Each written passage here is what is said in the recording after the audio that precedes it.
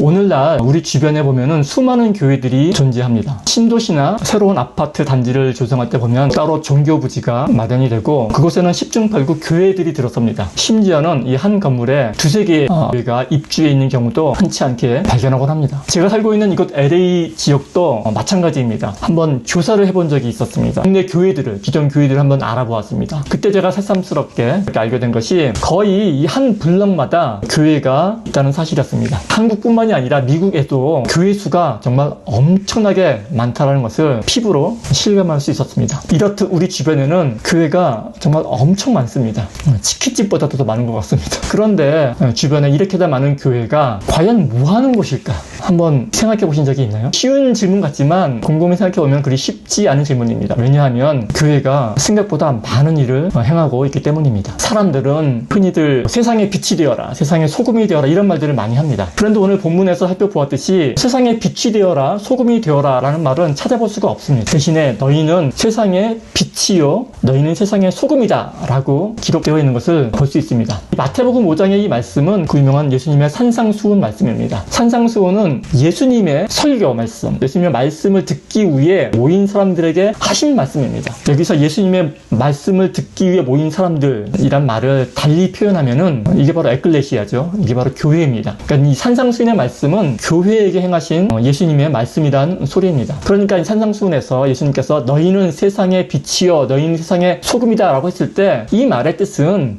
교회가 소금이요 빛이다 라는 말씀입니다. 제가 처음에 빛이 되어라가 아니라 빛이다, 소금이 되어라가 아니라 소금이다 라고 말씀드렸는데 이렇게 구분하는 것이 무슨 차이가 있나, 무슨 의미가 있겠나 싶겠지만 사실 큰 차이가 있습니다. 왜냐하면 빛이 되어라, 소금이 되어라 하는 말은 지금 너희는 빛이 아니다, 지금 너희는 소금이 아니다 라는 말과 같기 때문입니다. 그러니까 이 말은 교회가 교회되기 위해서는 무언가를 별도로 해야 할 필요가 있다라는 그러한 생각을 하게 만든다는 것입니다. 그리고 실제로 교회는 많은 일들을 행합니다. 주일마다 예배를 행하는 것은 물론이고 노인대학을 운영하기도 하고 주일학교에서 자녀들을 가르치기도 합니다. 병원을 지어서 환자를 치료하기도 하고 보통 선교사업으로 많이 하죠. 고아원을 운영하기도 하고 선교사를 파견해서 선교자를 돕기도 하고 소외된 사람들을 돕기도 합니다. 덕분에 교회는 이 땅 가운데서 이 사랑과 봉사의 아이콘이 되었으며 많은 사람들이 교회의 선행을 통해서 새로운 삶을 살아가기도 하는 것입니다. 그리고 이러한 점은 종교가, 교회가 사회에 끼치는 선한 영향력이자 종교의 순기능이기도 할 것입니다. 또 어떻게 보면 교회가 이렇게 이웃을 돕고 선교 사업을 하는 이런 일들이 그저 주일 하루 예배하는 것보다 교회를 훨씬 더 교회처럼 보이게 만드는 것 같습니다. 그러나 오늘 읽어본 교회가 세상의 빛이요 소금이다 라는 이 성경 말씀은 우리로 하여금 교회에 대해서 다시 한번 생각을 해보게 만듭니다. 왜냐하면 빛이나 소금은 그 자신이 되기 위해서 무언가를 할 필요가 없기 때문입니다. 빛은 그저 자신의 특성 때문에 주위를 밝게 할 뿐 주위를 밝히기 위해서 노력을 하지 않습니다. 소금 또한 마찬가지입니다. 소금은 그저 자신이 가진 그 짠맛이라는 그 자신의 특성 때문에 음식의 맛을 짜게 하고 음식의 부패를 방지합니다. 소금이 별도로 이 짠맛을 내기 위해서 또는 이 음식물이 썩지 않게 하기 위해서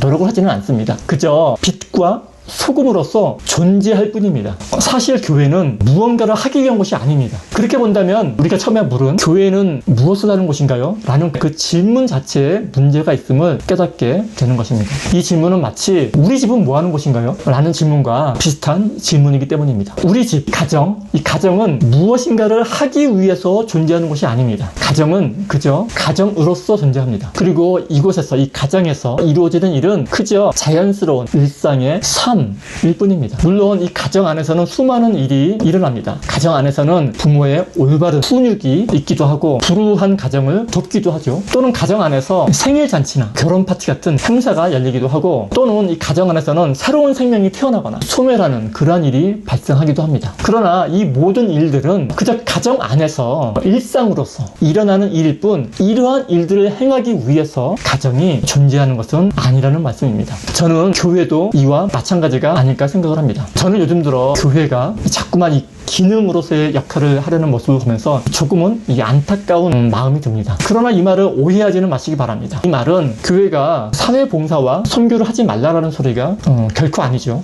그렇게 들리지 않죠. 교회는 그 누구보다도 열심히 이웃을 도와야 하고 사회에 봉사를 해야 되고, 그리고 그리스도의 가르침을 전하기 위해서 그 누구보다도 열정적이어야 합니다.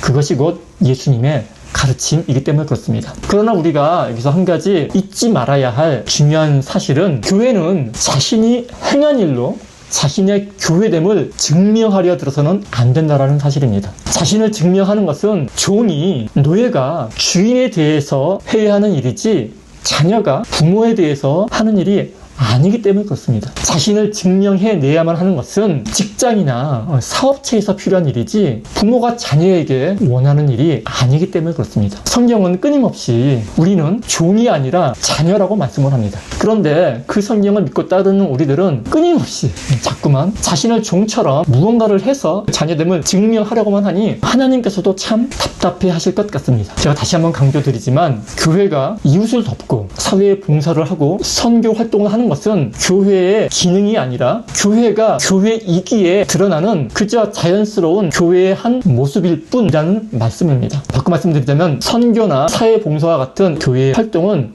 교회가 교회다움을 회복할 때에 일어나는 자연스러운 현상이지 열심히 노력해서 달성해야 하는 목표가 아니라는 말씀입니다. 말씀을 정리하자면, 예수님을 사랑하고 그 예수님의 가르침을 믿고 따르려는 여러분들, 즉 교회는 이미 빛이요 소금인 것입니다. 빛이 되기 위해서 쓸데없는 노력을 할 필요가 없는 것입니다. 그저 빛으로 존재하시기 바랍니다. 정 노력을 하시려거든 오가는 사람 누구나가 자기 맘대로 껐다 켰다 할 수 있는 그런 방 안의 전등불이나 촛불 정도가 아닌 캄캄한 바닷가에서 어둠을 밝히고 이 생명을 구하는 커다란 등대불로 존재하도록 노력하시기 바랍니다. 정 노력을 하시려거든 MSG가 섞여있는 국물에 간이나 하는 맛소금에 만족하지 마시고 한겨울을 넉넉히 보낼 만큼의 김장김치를 절일 수 있는 천일염으로 존재할 수 있도록 노력하시기 바랍니다. 빛이 빛으로 존재할 때에 자연스럽게 잠잠히 이 주위를 밝히듯, 교회가 진정 교회로 존재할 때 교회의 주변에는 향기가